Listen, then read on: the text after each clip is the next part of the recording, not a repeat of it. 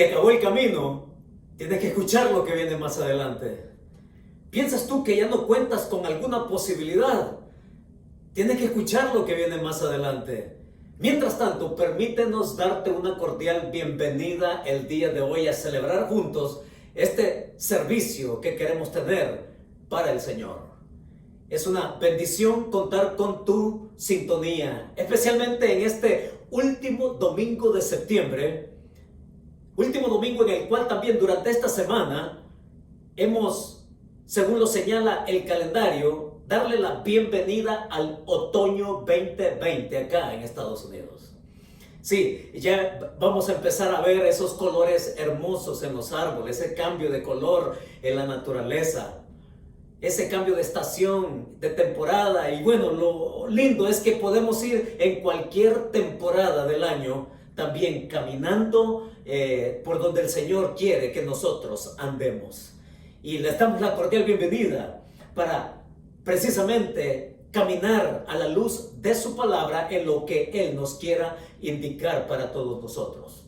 Es para recibirla que quiero invitarles también a que me acompañen en una oración donde nos queremos dedicar al Señor. Y decimos juntos: Señor, en este momento dispongo mi corazón y mi voluntad para ser oidor y cumplidor de tu palabra en obediencia.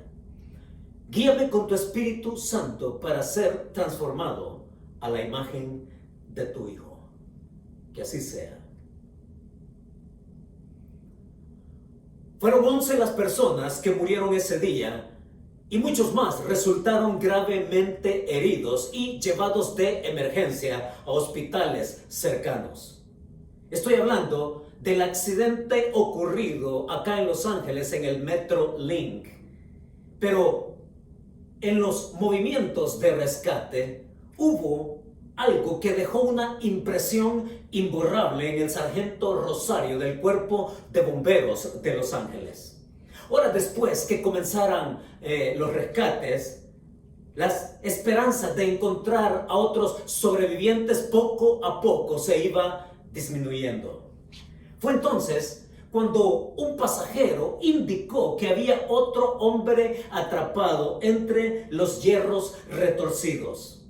Y rápidamente se pusieron en movimiento y usando máquina hidráulica, los bomberos pudieron llegar hasta donde se encontraba este hombre llamado John entre los hierros y los escombros. Fue entonces cuando el capitán Rosario encontró el mensaje. John estaba literalmente clavado debajo de un asiento, moribundo, y sabiendo que podía morir, él escribió un mensaje a su esposa y a sus hijos. Mientras sus palpitaciones se iban apagando y mientras su respiración se hacía más dificultosa, con el resto de energía que le quedaba, él logró escribir en el asiento, con desgarradoras palabras y garabatos, una despedida con sangre.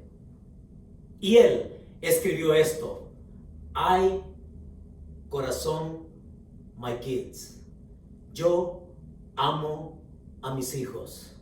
Y usando su propia sangre como tinta, él también escribió otra expresión, otra frase.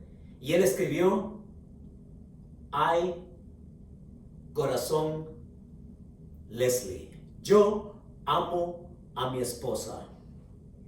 Más tarde, el sargento Rosario, al relatar la historia ante las cámaras de televisión, no pudo evitar emocionarse por el hecho de que este hombre, en tal situación moribunda, él estuviera pensando más en otras personas que en sí mismo. Y él decía ahí al final de la entrevista: ¿cómo puede explicarse en palabras tanto amor? Oigan, el amor a veces se explica de manera lógica. Lógicamente, porque un padre es capaz de dar la vida por un hijo. No importa cuál sea la intensidad del peligro, pero un padre, a mí nadie me tiene que decir que yo tengo que arriesgar mi vida por mis hijos. Nadie puede hablarme a mí de entregar mi vida de una manera heroica por un ser amado. Eso lo comprendemos todos. De hecho, podría ser casi que una ley natural, ¿no es cierto? Pero cuando hablamos de morir por alguien que no conozco, eso es lo ilógico. Eso es quizás más heroico. Y por eso es que cuando hablamos del amor de Dios, es un amor que nos cuesta entender. Es un amor que nos cuesta asimilar. Es un amor que nos cuesta aceptar. Pero que sin embargo, a pesar de nuestra incomprensión, Dios nos dio a su Hijo. Dios escribió desde la cruz del Calvario con tinta, con la sangre de su propio Hijo como tinta, el nombre de cada uno de nosotros. Es Dios que desde el Calvario, allá con su Hijo moribundo, con su Hijo en condición ya moribunda, Él diciendo desde la cruz del Calvario: Héctor, yo te amo. Víctor, yo te amo. Sandra, yo te amo. Eugenia, yo te amo. Es Dios que de manera incomprensible, Él muestra su amor y lo escribe con sangre. Y es de eso de lo que nos habla la Biblia. Y es de eso a lo que nos lleva el escritor bíblico el día de hoy. Es de eso que el escritor se encarga de entregárnoslo como un alimento sólido para que entendamos la profundidad y la riqueza y la dimensión de ese amor que Dios nos tiene. Un amor tal que Él lo escribió con sangre. Y es un amor que Él nos describe acá en Hebreos capítulo 9, versos del 11 al 15, a donde les invito a ir, por favor. El domingo anterior nosotros encontramos de cómo el escritor nos ha llevado por ese camino para que entendamos y lleguemos a este punto, porque Él nos ha puesto en evidencia el mejor tabernáculo, el mejor sacerdote, y ahora nos va a hablar precisamente de ese mejor sacrificio que ningún otro ha hecho y que solamente Jesús ostenta, porque es un sacrificio de sangre, es un mensaje de sangre, es un mensaje que nos dice a todas luces cuánto le importamos a Dios, cuánto valemos para Él y cuánto Él todavía sigue esperando de nosotros una respuesta. Capítulo 9 de Hebreos, y los primeros versículos 11 y 12 nos llevan a lo que es nuestro primer principio. Y dice así el verso 11: pero estando ya presente Cristo, sumo sacerdote de los bienes venideros, por el más amplio y más perfecto tabernáculo, no hecho de manos, es decir, no de esta creación, y no por sangre de machos cabríos ni de becerros, sino por su propia sangre, entró una vez para siempre en el lugar santísimo, habiendo obtenido eterna redención. ¿Qué clase de amor es este? ¿Cuál es el principio que tenemos acá? ¿A dónde nos quiere llevar el autor? Y no es que él esté haciendo una reiteración vacía. No, él quiere enfocar la fuerza de lo que significa lo que Jesucristo hizo. Y en el versículo 11 al 12, el principio que nos da el autor bíblico es este: la sangre de Cristo purga todo lo indeseable de nosotros mismos. La sangre de Cristo purga todo lo indeseable de nosotros mismos. ¿Y qué manera de decirlo? Está hablando ahí que el Cristo presente, Él trata con el ya presente nuestro. Él trata con nuestra condición presente. De esas cosas venideras, dice ahí, y una manera distinta de decirlo es: este sumo sacerdote, este Cristo presente, ha sido el único capaz de entrar en conexión con lo eterno. ¿Por quién es Él? Entrar a ese tabernáculo perfecto. Y en el versículo 11 va a decir: no hecho de manos, es decir, no de esta creación. Es un punto que necesitamos prestarle atención. Este es el alimento sólido que nosotros tenemos de parte del autor, anticipado en los capítulos anteriores, que él dice que tiene el deseo de compartir. para que nosotros, nuestra vida se fundamente precisamente en la riqueza de la gracia de la vida de Jesucristo para nosotros. Ahí en el versículo 11 al final dice, no hecho de manos.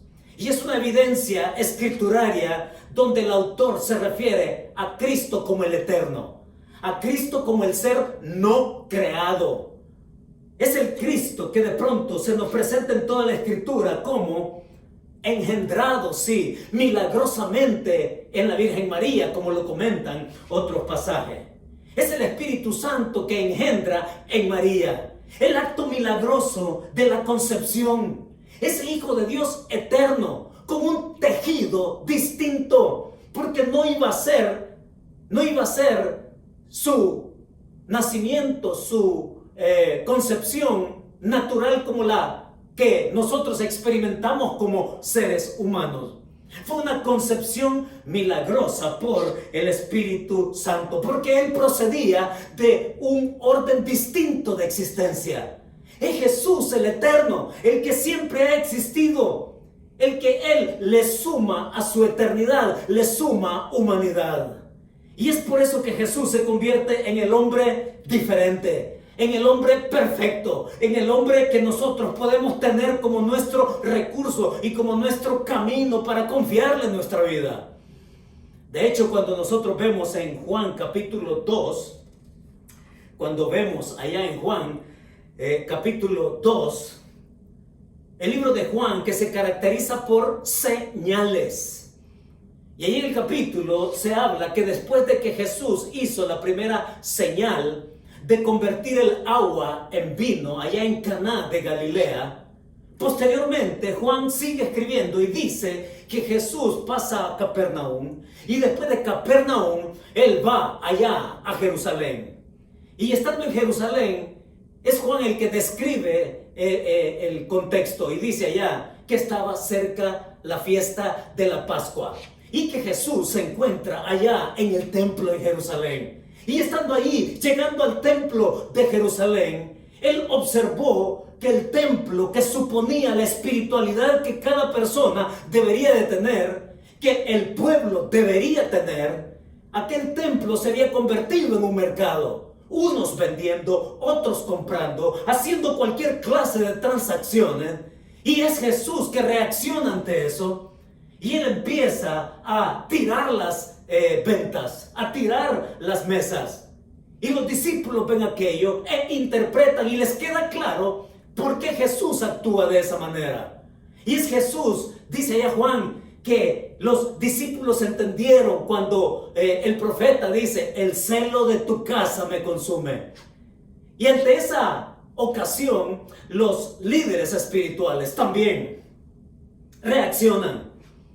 Y le dicen al Señor, ¿qué señal tienes para actuar así, para hacer esto? Y Jesús va a tomar aquella pregunta para darles una lección de eternidad. Jesús va a usar aquellas palabras, aquellas preguntas para dar una lección de superioridad. El templo que estos judíos adoraban prácticamente, sí, que suponía espiritualidad de cada uno y del pueblo entero y que lo habían convertido en mercado. La respuesta que Jesús les da es, derriben este templo y en 3 días yo lo levanto. Y estos piensan lógicamente, ¿no? Y ellos dicen allá en capítulo 2 de Juan, que la respuesta de ellos fue, bueno, este templo fue construido en 46 años. Y este dice que en 3 días lo derriba y en 3 días lo levanta. Pero es Juan el que aclara también el asunto. Es Juan el que escribe que Jesús estaba haciendo referencia a su cuerpo. Es Jesús que está presente. Es Jesús que usa su entorno. Es Jesús que usa aquel espacio terrenal y temporal para describir algo eterno suyo. Es Jesús que se para en el mero templo judío. Y es Jesús que está ahí presente y decir que Él es superior al templo. Es Jesús el templo. Y cuando el escritor aquí habla no hecho de manos, es decir, no de esta creación, es porque el Hijo eterno le da continuidad a su eternidad, tomando forma humana que ningún otro tiene y que se identifica con nosotros y que llega en este caso a su propio pueblo judío para decirles que Él es superior que el mismo templo y que también es superior en su sacerdocio y que también además va a ser superior en el sacrificio. Mis hermanos, porque este sumo sacerdote, según ya se ha dicho en el capítulo 8, verso 3, es necesario que también tenga algo que ofrecer. ¿Y qué es lo que iba a ofrecer? El sumo sacerdote típicamente lo que presentaba era un animal sin defecto. Era tomado a la fuerza, de manera voluntaria, lo mataba y presentaba esa sangre. Y que tenía que hacer un doble sacrificio. Doble sacrificio porque el primer sacrificio tenía que ver con que él presentaba esa sangre, ese animal primero por sus propios pecados. Y luego de eso seguía un segundo sacrificio donde presentaba sangre por los pecados de todo el pueblo. Pero lo interesante es que Jesús, el supremo sumo sacerdote, va a presentar el supremo sacrificio, no tomando a un animal. Él presentando una vez, dice, no tiene que presentar sacrificio por sus pecados. Él se presenta en el templo, siendo Él el templo, siendo el sumo sacerdote y siendo Él el sacrificio. Qué manera, ¿no?, de conocer a ese Cristo impecable, y que iba a entrar una sola vez y para siempre, dice el texto bíblico. ¿Cuánta superioridad tenemos en Él? Es esa obra expiatoria que, estando Cristo presente y que trata con nuestro presente, oigan, esto tiene una dimensión tremenda, porque cuando Cristo viene a la vida, cuando nosotros tomamos la decisión de tratar con Él, que Él trate con nuestro pecado, oigan, la gracia de Dios en su Hijo llega a tal punto que no se trata que nuestra vida va a ser cambiada a partir de ahí. Es que la gracia de Dios, por lo que enseña la Biblia, en esto de la doctrina del pecado, en esto de la doctrina de la salvación, en esto de la doctrina de la gracia, en la palabra de Dios, Jesucristo trata con el pasado nuestro. Sí, es Jesús que en su gracia trata de manera retroactiva con nuestro pecado, trata con nuestro pasado y trata con aquello que nosotros hemos venido condicionados desde la misma creación. Es decir, nacemos en pecado por la naturaleza heredada de Adán. Esa tendencia, esa inclinación de querer hacer lo bueno, pero terminamos haciendo lo malo. Sí, aunque tengamos ese código moral, la tendencia del ser humano es hacer lo contrario de lo que es bueno. La obra salvífica de Cristo tiene ese ingrediente. Él es capaz de tratar con nuestro pasado. Su gracia nos lleva hasta el fondo, donde Él trata con lo peor de nosotros mismos, con lo que nosotros podemos decir, despreciamos de nosotros mismos, el pecado. Es así como Pablo también lo va a decir. Ahí en Efesios capítulo 1, habla que el Dios nos escogió en Él antes de la fundación del mundo.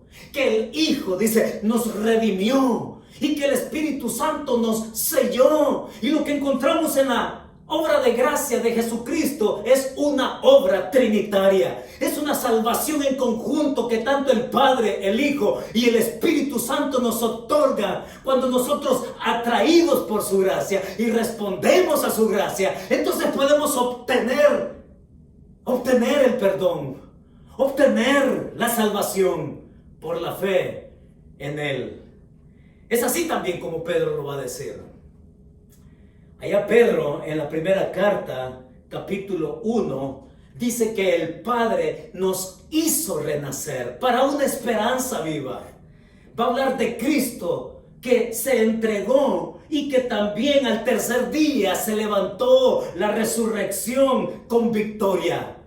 Es Pedro el que va a decir en el mismo pasaje que el Espíritu Santo, dice, somos guardados por el poder del Espíritu Santo hasta la herencia en el tiempo allá postrero. Es que es abarcadora así la gracia de Dios. Cuando trata con nuestro pecado, cuando trata con nuestra vida perdida, sí, Él trata no una parte de ella, te trata por completo y abarca tu pasado, tu presente y tu futuro. Una obra trinitaria donde Dios quiere magnificarse.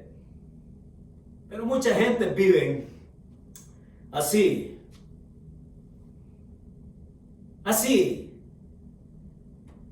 abandonados en su pasado. Viven recordando y viven en su presente, viven en el pasado. Y son personas que hablan de querer una segunda oportunidad. Son personas que hablan que desean que la vida les dé una segunda oportunidad. Así es el vocabulario de la gente. Viven esperando esa oportunidad, pero mientras esa oportunidad viene, ellos siguen clavados y anclados allá en su pasado. Pero cuando hablamos de Cristo y cuando hablamos de su sacrificio, el mensaje de gracia y el mensaje de la sangre suya es que Él te ama, que Él te perdona y que Él puede cambiar tu historial del pasado. Sí, cuando hablamos de eso, mis hermanos, es que hablamos del pago definitivo. Sí, pasado, que tiene que ver con la pena del pecado. El presente, que tiene que ver con el poder del pecado. Y el futuro, que tiene que ver con la presencia del pecado, donde Él finalmente, incluso va a decir más adelante, Él nos quiere dar su herencia. Entonces, cuando hablamos de la obra expiatoria, esa obra expiatoria que significa reparar la culpa por medio de un sacrificio, fue tan perfecta entonces que ya no hay más necesidad de agregados. Ya no hay más necesidad de agregados. Ya no necesita repetirse para ser efectiva. Por eso es que ya no hay más sangre de animales. Por eso es que ya no hay más años consecutivos de sacrificios. Por eso es que ya no hay más que esperar ocasiones para cubrir los pecados. Dios quiere invitarnos a que sigamos su camino. Porque cuando seguimos su camino, Él quiere que nosotros también salgamos de lo desgraciada que ha sido nuestra vida, abrazando el pecado, abrazando el mal, para venir y entonces tener con Él todo lo nuevo que Él ofrece. No hay nada que nosotros podamos hacer. Y oigan, hay muchos que quieren recrear la vida de Cristo. Hay muchos, especialmente en la Semana Santa, que quieren recrear la vida de Cristo. Y que entonces se quieren crucificar por ahí. Hombre, sí que para recrear la vida de Cristo, primero hay que ir la noche antes de que Él murió. Primero que te capturen, que te rompan la cara a golpes, que jueguen contigo y te pregunten, adivina quién te pegó. Para recrear el sacrificio y el sufrimiento de Cristo, tienes que estar ahí, arrodillado y acostado, postrado, dándote de latigazos hasta que la espalda se te abra. Para recrear el sacrificio de Cristo, hay que sentir esa corona de espinas que te rasga el cuero cabelludo y que te desangra. Hay que recrear ese madero en el cual te lleva en agonía hacia la muerte. Hay que recrearlo cuando tus pies son cruzados con clavos, que si no te mueres en el instante, te mueres del tétano que te puede dar después. Con esas manos cruzadas por los clavos, con ese lanzazo que te traspasa tu costado. Es que para recrear la vida de Cristo, nadie, solo Él. Es Jesús el que con todo ese dolor y con toda esa sangre derramada y con ese sacrificio perfecto, oigan, es Él el que nos invita a que nos dice con su amor, con su sangre, que ya no hay nada más que hacer porque Él ya lo hizo todo. Desde el Calvario, Él escribió tu nombre y apellido para decirte cuánto te ama. Y cuando dice tu nombre desde el Calvario, una vez más tenemos que decirlo, se oyó el grito más grande de toda la historia: consumado es.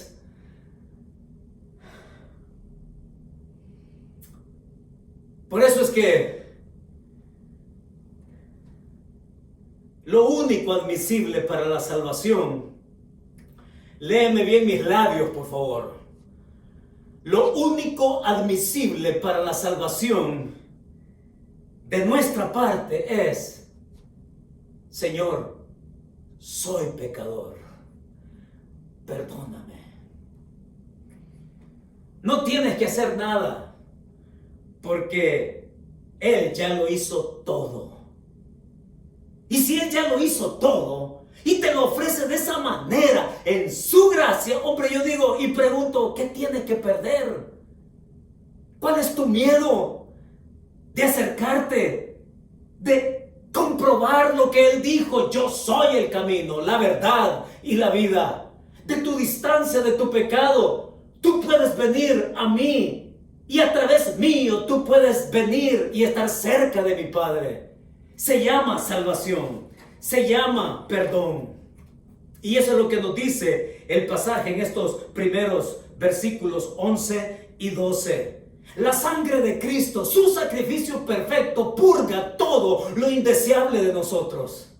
Y entonces tú te preguntarás, ¿no? Bueno, soy salvo y soy salvo para, ¿ya?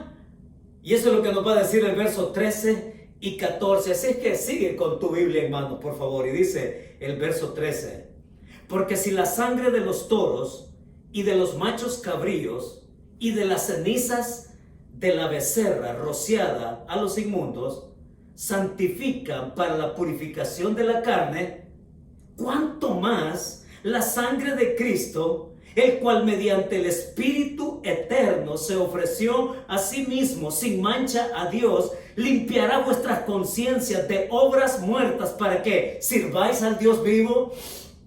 La pregunta que nos respondemos es: sí, soy salvo. ¿Y para qué soy salvo?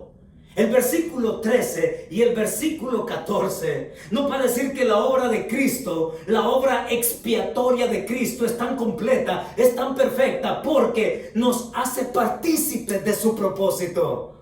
Es que no se trata solamente de ser salvo, no se trata solamente de ser perdonado, se trata de vivir para Él, se trata de caminar en obediencia. Y el versículo 13 y 14 nos refieren a algo interesante. Note que allí en el verso 13 hace referencia a dos cosas. Habla de toros y machos cabríos, y luego habla de cenizas de la becerra. Y necesitamos entender esto para que no entremos ni en dudas ni en confusiones, porque aquí el autor, como judío, está haciendo alusión a la práctica milenaria que ellos traían desde el Éxodo. Una vez más, está hablando de los toros y machos cabríos. Levíticos capítulo 16 habla del día de la expiación, y que ese animal presentado en el día de la expiación, el derramamiento de la sangre de ese animal correspondía al pago de los pecados de todo el pueblo durante el periodo de un año. Y una vez más, a celebrarlo hasta el siguiente año. Sangre derramada para el perdón de los pecados. Pero también hace alusión ahí a las cenizas de la becerra. Se lo voy a resumir. Allá en Números capítulo 19 es precisamente el pasaje al cual se hace alusión acá en el verso 13. Y Números capítulo 19 habla, oigan, esto de la ley es bastante complicado, tan complicado que yo no sé cómo es que algunos pretenden vivir en nuestra época actual bajo la ley. Era tan complicada la ley, y para muestra lo que dice allá en Números capítulo 19, una de las tantas ceremonias de las cuales quedó estipulada de cómo la persona tenía que manejarse externamente con sus semejantes. Capítulo 19 de Números habla que el sumo sacerdote sacaba una vaca alazana allá fuera del campamento. la quemaba y una vez quemada le agregaba, bueno, mientras se quemaba le agregaba leña, hisopo, en fin. Y cuando esta vaca era consumida a cenizas, entonces este hombre tenía que lavar su ropa, lavar su cuerpo, y también el que asistía al sacerdote, él tenía que trasladar esas cenizas, las tenía que trasladar a otro lugar, y una vez trasladada, este también tenía que lavar sus ropas y tenía que lavar su cuerpo. Y ahí quedaba esa ceniza mezclada con agua para que cualquier persona que estuviera en contacto con algún animal muerto y que eso, según la ley, lo llevaba a ser una persona impura, tenía que ir a tomar de esa agua, rociarse con hisopo y tener un confinamiento de una semana, y al séptimo día esta persona quedara habilitada para relacionarse con los demás. Era tanto así que incluso si alguien que había estado en contacto con animal muerto, con sangre de animal muerto, y entraba a tu casa, toda tu casa quedaba contaminada. Tu silla quedaba contaminada. Ahí en el capítulo 19 de Números habla que aún la vasija que estuviera por ahí, cuando una persona llega estando contaminada, contamina todo.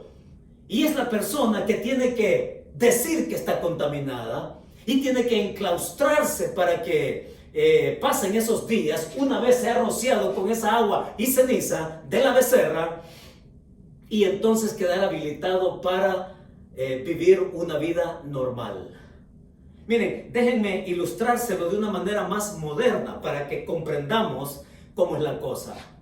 Pero nosotros en este tiempo de pandemia, todo el mundo anda preocupado con el virus. Y todo el mundo teme ser contaminado. Para eso las autoridades sanitarias están autorizando exámenes. Y uno de ellos es el famoso PCR, es decir, la reacción de cadena de la polimerasa, por sus siglas en inglés, el PCR. Y el PCR es la prueba que diagnostica la presencia de un fragmento, de un patógeno, es decir, del virus. Y si te hacen el PCR y el PCR indica de que tú eres negativo, bueno, tranquilo, sigue normal.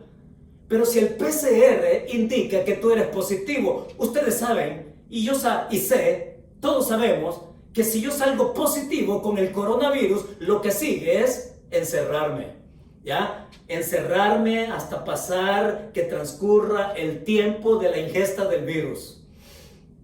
¿Cuánto? 14 días. Algunos hablan de 10 días. Bueno, el punto es encerrarse hasta que, una vez más, al tomarte la prueba, tú salgas negativo. Pues esa es la manera moderna como para explicar lo que está sucediendo acá con estas cenizas de la becerra. El que tocaba un animal muerto, sangre de animal muerto, quedaba confinado, enclaustrado, hasta el séptimo día, en que después de haberse rociado, quedaba ya ahí encerrado, y después de esos días de confinamiento, la persona podía hacer vida normal. Una manera para entender un poco más el asunto. Pero esto tenía que ver, por un lado, machos cabríos, con el pecado de todos el día de la expiación.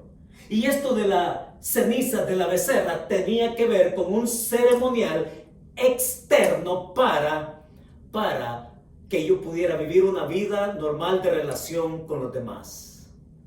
Pero eso no quitaba lo de la conciencia, dice el versículo, que este Cristo, que esto solamente tenía que ver para santificar la purificación de la carne, es decir, que me habilitaba a mí para relacionarme con los demás. ¿Cuánto más? Dice el verso 14. ¿Cuánto más entonces la sangre de Cristo, el cual mediante el Espíritu eterno se ofreció a sí mismo sin mancha a Dios, limpiará vuestras conciencias? Y mis hermanos, estamos hablando del obrar del Espíritu Santo. Del Espíritu Santo que desde el principio de la vida de Cristo lo acompañó hasta el final de esta. Es decir, no solamente lo acompañó en su nacimiento, en su concepción en María, Es Jesús que fue acompañado por el Espíritu Santo durante sus más tremendas luchas de tentación con el enemigo ahí en el desierto. Dice que fue guiado por el Espíritu Santo al desierto. Es el Espíritu Santo que lo llevó hasta el Calvario. Es Jesús quien ahí en el Jordán, al ser bautizado, vino el Espíritu Santo en forma de paloma. Porque allá Jesucristo determinó ante Juan el Bautista: yo no te quiero bautizar, Señor, tú me tienes que bautizar a mí. Juan, es necesario porque así se cumple toda justicia, le respondió el Señor. Es decir, Juan, yo no vengo a bautizarme aquí por el perdón de mis pecados, porque ese era el mensaje de Juan el Bautista. Yo vengo, me bautizo porque de esa manera yo me consagro, sí, desde el principio hasta el final, que significaba llegar al Calvario, sufrir la cruz, morir en esa cruz por nosotros. Es el Espíritu Santo el que iba a continuar incluso después que Él ya no estaba. Es Jesús que habla ya en Juan 14, 15 y 16, que Él se iba, pero que iba a dejar a otro Consolador. Es el Espíritu Santo obrando en Cristo, el mismo que obra en nosotros. Y entonces la pregunta que nos hacemos es: bueno, y soy salvo, pero ¿para qué? Somos salvos para vivir para Él, para ser obedientes a Él, para mostrar nuestra gracia, o mejor dicho, mostrar la gracia de Él a otros. Para eso somos salvos. Y es interesante, pero en el capítulo 9, allí, verso 13, ¿no? Que dice purificación de la carne. Es Jesús que purifica la conciencia. Él es el único que puede trabajar ahí. Es el que nos lleva a una regeneración. Es el Espíritu Santo que nos imparte nueva vida. Es su sello el que nos hace ser propiedad de Dios. Y mis hermanos, es el Espíritu Santo, dice allá en el versículo 8 también. Dice: dando el Espíritu Santo a entender con esto que aún no se había manifestado el camino al lugar santísimo. Lo que el Espíritu Santo confirmó en el Antiguo Testamento, dice acá en estos versículos: pero estando ya presente Cristo. Es el Espíritu Santo que confirma el obrar de la expiación, del sacrificio único de Jesucristo a favor del pecado del hombre, para solventar el problema del hombre que se llama pecado. Es el Señor el que nos deja su Espíritu Santo para que las obras muertas vengan a ser obras vivas. Note que ahí en el verso 14 dice: de obras muertas para que sirváis al Dios vivo. ¿Cuáles son esas obras muertas? Obras muertas porque una persona que no nace espiritualmente de nuevo, todo lo que haga es una obra muerta. ¿Por qué? Porque él espiritualmente está muerto. Es una obra muerta porque todo lo que haga es esencialmente estéril, improductivo. Necesitas tener la vida de Cristo para llevar fruto. Y es obra muerta también, porque al final de cuentas, todo lo que hagas, si no resuelves tu problema de pecado, va a terminar en condenación eterna. Entonces, estas obras muertas, déjenme darle algunos ejemplos de obras muertas. Obras muertas es como aquella persona que todavía cree que tiene que romperse las rodillas, caminando de rodillas, subiendo gradas para satisfacer la justicia de Dios. Es esa persona que ya no necesita recrear, como decíamos anteriormente, la crucifixión. Es esa persona que ya no necesita sentir dolor para decir que merece el perdón. Miren, esto es como en algunos grupos indígenas en donde yo he estado. Pero lo que yo logré entender en la cultura indígena es que para que un médico sea bueno, la persona tiene que sentir dolor, ¿ya? Y si la persona no siente dolor, entonces considera que el médico no sirve. Es algo cultural en el ambiente indígena. En otras palabras, la persona tiene que sentir dolor para ver y comprobar que el médico es efectivo. No, ya no tenemos que sentir dolor.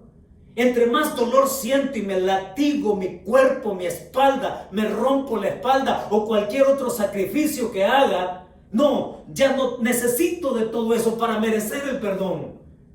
Sí, pensamos que a mayor dolor, mayor mérito, pero no, no es así. A mayor esfuerzo, entonces puedo tener algo de ganancia.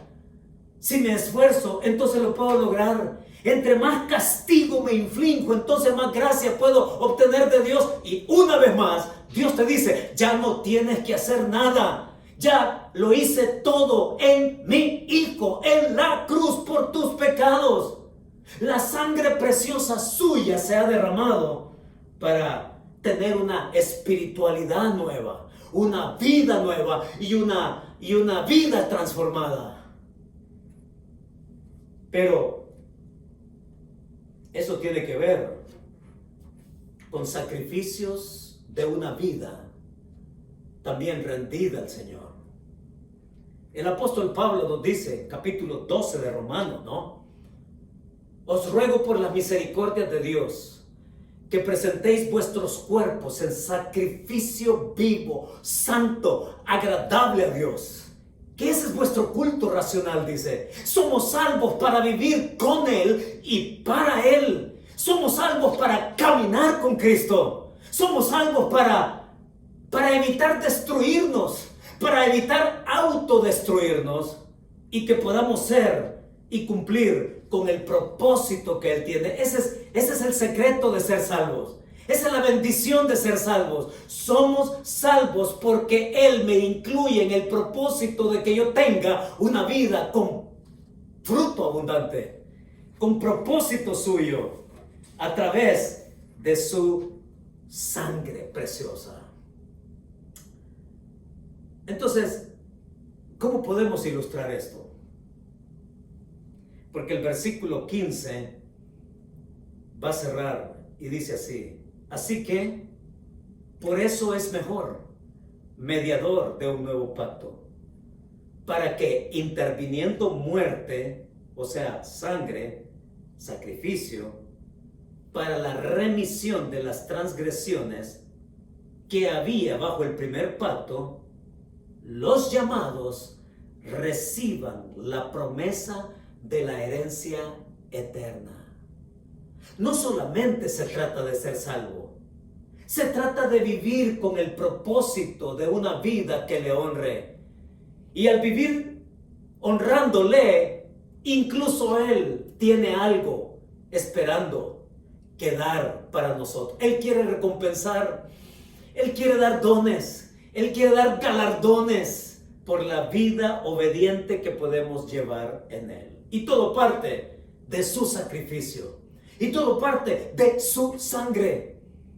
Pero oigan, permítanme cerrar con esto. Estaba leyendo de un avance médico, de un avance realmente sorprendente en la medicina. Y se trata de una cierta sangre artificial desarrollada por científicos japoneses. Y todos sabemos, ¿no?, que cuando hay un accidente grave y que esta persona tiene un sangrado excesivo durante una cirugía o en un accidente, lo que se necesita casi inmediatamente es una transfusión de sangre. Pero para que esta transfusión de sangre sea efectiva, la sangre tiene que ser compatible con la del paciente. Pero estos científicos japoneses han desarrollado una sangre artificial que no tiene problema de identificarse con cualquier tipo de sangre. Vaya avance, ¿no? Que incluso sabemos que las ambulancias no pueden tratar a un paciente desangrándose hasta llegar al hospital. ¿Por qué? Porque primero hay que conocer el tipo de sangre de la persona. Y por eso las ambulancias tienen prohibido hacer ese tipo de maniobras en el camino.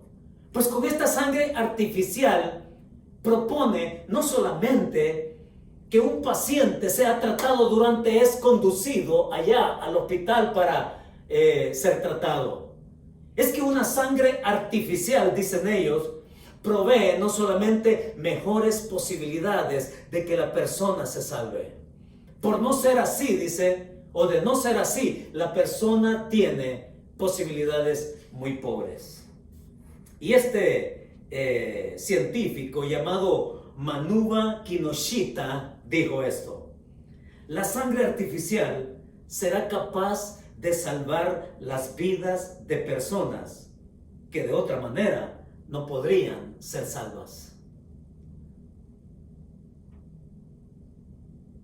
Y dado que el tipo de sangre no es un problema para la sangre artificial, sí yo le veo un problema. Desde la perspectiva bíblica y desde la perspectiva eterna, hay un problema con la sangre artificial. Que si bien le puede darse, se puede transfundir a un hombre moribundo, a un paciente. Oigan, ¿saben cuál es el problema? El problema es que aun cuando le puede aumentar las posibilidades de salvarse, al fin y al cabo, esta persona va a morir. De todas maneras, es una persona que va a morir. Su tiempo de expiración en esta tierra va a terminar. Puede prolongarse su vida terrenal al tener una posibilidad de sobrevivir a un accidente o a una cirugía donde se desangre. Pero al final de cuentas, es una persona que se muere. Y esa es la distinción con la sangre de Cristo. La verdadera sangre que trata con tu eternidad. Y para tratar con tu eternidad es la única sangre que puede resolver el problema de la condenación. Es la sangre de Cristo que una vez más desde el Calvario escribió tu nombre para que tú vengas a conocer el camino, la verdad y la vida. ¿Cuál es el principio o cuál es la verdad global de estos versos el día de hoy? Y la verdad que el pasaje nos ha mostrado es este: el sacrificio de Cristo concede vida real que ofrece un propósito eterno.